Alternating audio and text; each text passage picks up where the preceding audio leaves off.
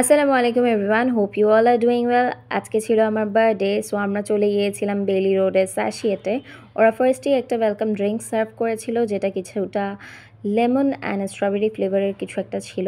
বেশ ফ্রেশ এবং রিফ্রেশিং ছিল, আমার কাছে বেশ ভালো লেগেছে।